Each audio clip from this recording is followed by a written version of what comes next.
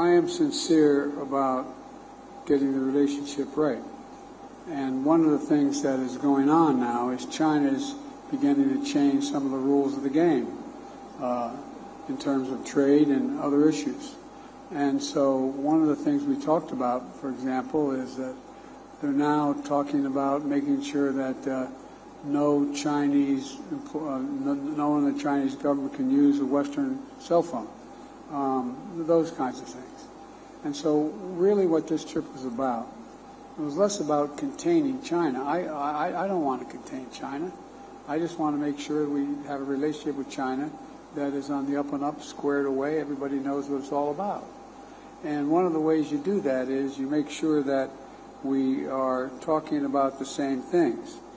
And I think that one of the things we've done, I've tried to do, and I've talked with a number of my staff about this for the last, I guess, 6 months, is we have an opportunity to strengthen alliances around the world to maintain stability.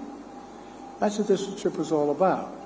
Having India cooperate much more with the United States, be closer with the United States, Vietnam being closer with the United States. It's not about containing China. It's about having a stable base in the Indo-Pacific. Out and the bottom up. When that happens, everybody does well. And all the effort we've advanced from day one of my administration to demonstrate to our Indo-Pacific partners and to the world, the United States is a Pacific nation, and we're not going anywhere. And I've talked with a number of my staff about this for the last, I guess, 6 months. We're not looking to decouple from China.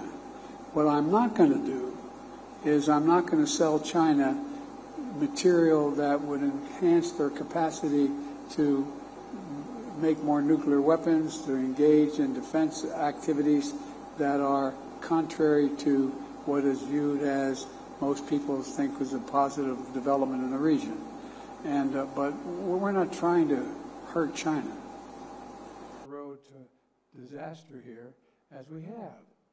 And so it seems that if we have the economic capacity, I think that Prime Minister Xi has some difficulties right now. All countries end up with difficulties, and he has some economic difficulties he's working his way through. I want to see China succeed economically, but I want to see him succeed by the rules. Figure out what to do about the particular crisis we're having now. I met with his number 2 person here in India today. So it's not like there's a crisis if I don't personally speak to him. It'd be better if I did. But I think, look, this is not a criticism. It's an observation. He has his hands full right now.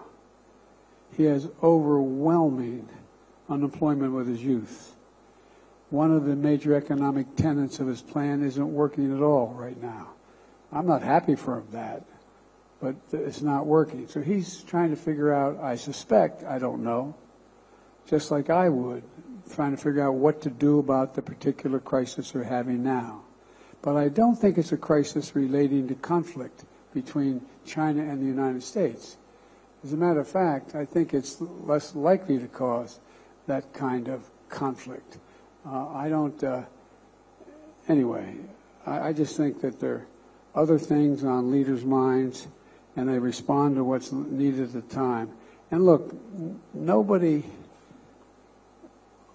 likes having celebrated international meetings if you don't know what you want at the meeting, if you don't have a game plan. He may have a game plan.